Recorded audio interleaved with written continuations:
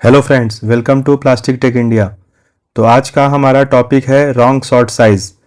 हम injection moulding में जब न्यू मोल्ड का ट्रायल लेते हैं तो शॉर्ट साइज़ को कैसे डिफ़ाइन करें, इसके ऊपर आज का वीडियो है और इसे कैसे फिक्स करें ये भी इसमें बताया गया है। तो जैसा कि आप देख सकते हैं, ये हमारा इंजेक्शन रिफिलिंग का पेज है। ये 80 टन मशीन है, इस पर एक मोल्ड चल रहा है, मान लीजिए XYZ। और यहाँ पे आप देख सकते हैं शॉर्ट साइज़ हमने लिया हुआ है 50 और जो मैक्सिमम रिफिलिंग पोजीशन है वो है 130 mm। और इस कंडीशन में जो हमारा शॉर्ट वेट है बैरल का वो है 126 ग्राम। मतलब कि अगर हम 130 mm पूरा का पूरा रिफिलिंग करते हैं तो हमारा शॉर्ट साइज बनेगा 126 ग्राम।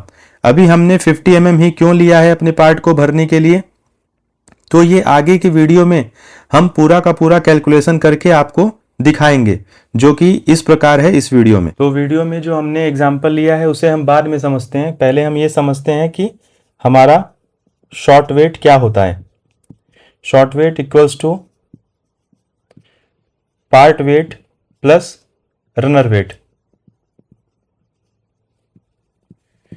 यहां पे जो पार्ट है वो हमारा सिंगल कैविटी है। मान लीजिए हमारा मल्टीपल कैविटी का फॉर्मूला बनाना है फॉर मल्टीपल कैविटी, तो शॉर्ट वेट क्या होगा, वो होगा number of cavities into part weight plus runner weight. मान लीजिए हमारे टोटल 2 कैविटीज हैं, पार्ट वेट हमारा 10 ग्राम का है प्लस रनर वेट 5 ग्राम का है, तो ये हो गया 20 + 5 इक्वल्स टू 25 ग्राम। इससे भी आपको समझ में आ गया होगा कि हमारा शॉर्ट वेट जो होता है वो कैसे हम डिफाइन करते हैं अपने शॉर्ट वेट को। अभी हम इसके बाद लेंगे कि शॉर्ट साइज क्या होता है। तो जैसे हम बात करते हैं शॉर्ट साइज का, short size is equals to short weight of the component plus जो कुशन बच रहा है हमारे बैरल के अंदर। Short weight of the component ये क्या हुआ, इसमें हो गया आपका part weight plus runner weight plus cushion. इन तीनों फैक्टर्स को हम अगर मिला देंगे तो हमारा शॉर्ट साइज बन जाएगा। अभी वहां पे हमने एग्जांपल लिया था, शॉर्ट साइज था हमारा 50 mm। बैरल का टोटल रिफिलिंग साइज है या प्लास्टिफिकेशन साइज है 130 mm। तो अगर हमें यहां से ये पता करना है कि कितने शॉर्ट साइज का पार्ट है, तो उसके लिए, और वहां पे एग्जांपल और दिखाया था 130 mm अगर हम शॉर्ट साइज लेते हैं टोटल, तो 126 ग्राम का हमारा पार्ट फिल होता है मोल्ड के अंदर। तो सेम 130 mm अगर हमारा ट्रेवलिंग हो रहा है तो 126 ग्राम का पार्ट भरता है। अगर 50 का ट्रेवलिंग होगा तो 50 इंटू 126 डिवाइड बाई 130, ये समथिंग 9.5 अगर आप अप्रॉक्स करें तो ये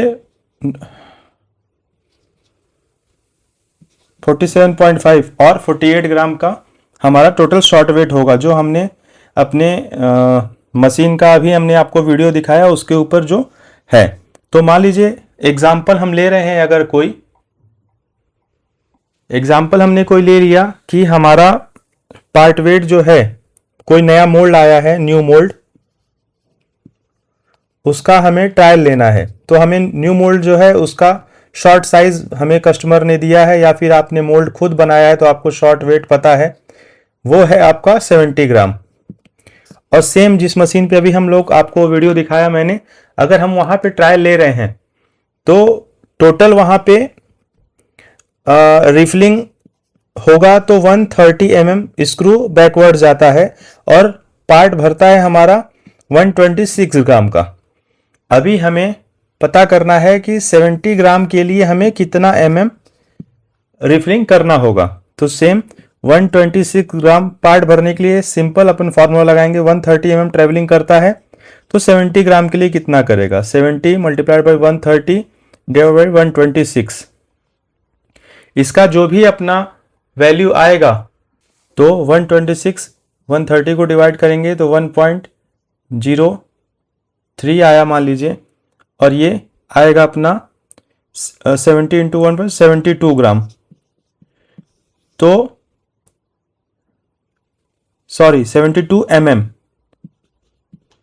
तो ये 170 ग्राम का जो पार्ट है इसको भरने के लिए हमें 72 का शॉर्ट साइज बनाना पड़ेगा अपने बैरल में। इस तरीके से हम ये पता कर सकते हैं कि अगर हमें मोल्ड का शॉर्ट वेट पता है तो हम कितना बैरल में रिफिलिंग करना है वो हमें पता चल सकता है कि प्लास्टिसाइजिंग जो होता है वो